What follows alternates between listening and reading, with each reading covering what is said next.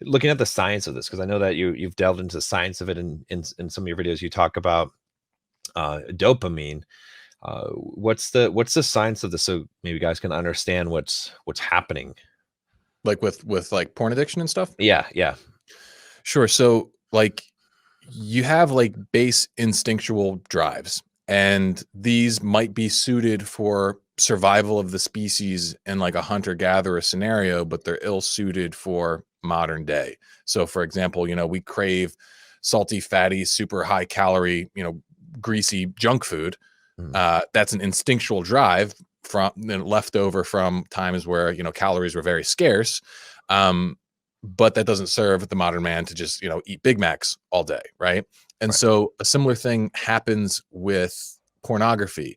Your primal self sees it as, I'm having all these mating opportunities.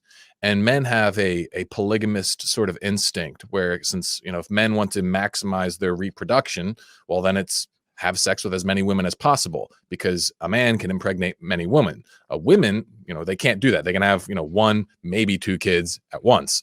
And so like they have a different kind of instinctual drive, hypergamy. And I'm sure you probably get into that kind of stuff in your channel. But so like porn, it stimulates this part of your brain, and your brain gets excited. It releases dopamine. It makes you think that you're being this alpha stud reproducing with all these women on your screen, yeah, when you're not. You're yeah, just yeah.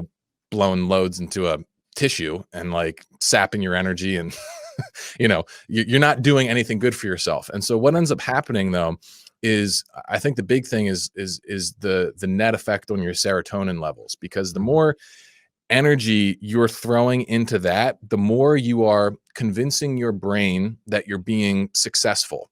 Right. And so I think that like automatically reduces your motivation in a lot of Mhm. ways. And so if you can learn how to actually hold that hunger and channel it and direct it to good things, then eventually your dopamine will start being stimulated by your real relationships, by your work, by whatever it is that you want to really invest in. And as you do good things, that raises your status, which releases more serotonin and makes you happier and more fulfilled. And so that's the goal, is to try and make that shift. But there's a difficult transition period where a lot of people get stuck.